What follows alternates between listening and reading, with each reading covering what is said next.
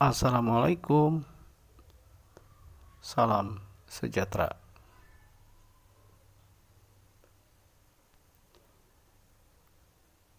Saya mau bincang ringan tentang tenaga kerja Indonesia informal, khususnya yang sudah di stop pengirimannya atau moratorium pada tahun 2011 oleh pemerintah Republik Indonesia. TKI informal atau tenaga kerja informal atau buruh migran Indonesia atau pekerja migran Indonesia, banyak istilah ya, atau zaman dulu lebih kasar lagi atau lebih kurang sopan, tenaga kerja wanita, pembantu rumah tangga ya, kemudian dihaluskan dengan berbagai nama: pekerja migran Indonesia, buruh migran Indonesia, atau TKI informal, yaitu TKI yang bekerjanya tidak menggunakan atau tidak harus menggunakan ijazah atau sertifikasi pekerjaannya. Begitulah istilah awam dan paling gampang.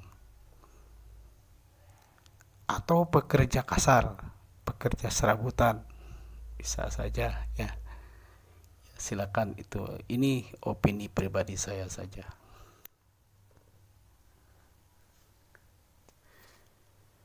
Bicara mengenai TKI informal ini yang sebelum tahun 2011 di stop pengirimannya oleh pemerintah kita, terutama untuk pengiriman pembantu rumah tangga atau pekerja rumah tangga, termasuk sopir yang sebenarnya sopir semi informal ya, karena ada keahlian teknis. Pokoknya dimasukkan kepada informal aja lah, begitu mudahnya.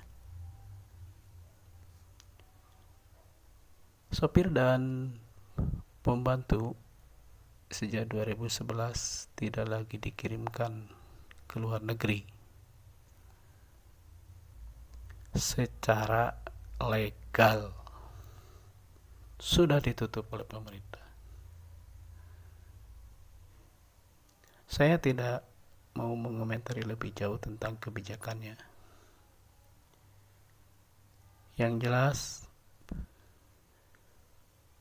kenangan mereka yang pernah ke sana, terutama ke Arab Saudi,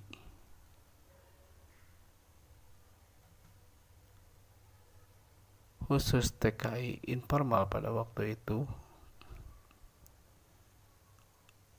ada sebagian yang sukses dalam arti mendapatkan uang dari hasil gaji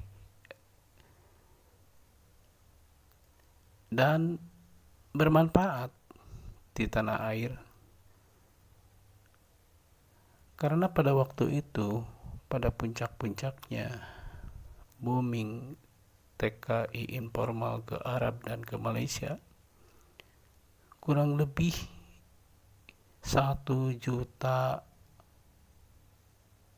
atau 1.500.000 orang TKI yang bekerja di Arab Saudi sekitar pada dekade tahun 2000 sampai 2009, dan kurang lebih sekitar 1 jutaan orang bekerja informal di Malaysia. Mereka mengirim devisa, mengirim uang ke Indonesia setiap bulannya triliunan, saudara-saudara. Itu secara negara ya, meskipun ya memang karena banyak pertimbangan oleh pemerintah ditutup secara resmi. Untuk secara pribadi mereka berhasil meningkatkan taraf ekonomi keluarganya secara pribadi-pribadi, walaupun banyak juga sekian persen yang gagal. Mereka bisa menyekolahkan anak-anak, bahkan ada yang sampai sarjana, kemudian bisa membuka usaha dan lain sebagainya. Dan hubungannya dengan pariwisata di Indonesia, mantan-mantan TKI Arab ini mereka menjadi pekerja wisata Indonesia, yaitu sebagai sopir, sebagai pemandu wisata, sebagai pendamping turis Arab yang datang ke Indonesia. Selamat berlebaran saudara-saudara semuanya yang merayakannya. Minal aidin wal faizin, dan salam sejahtera buat rekan-rekan semua.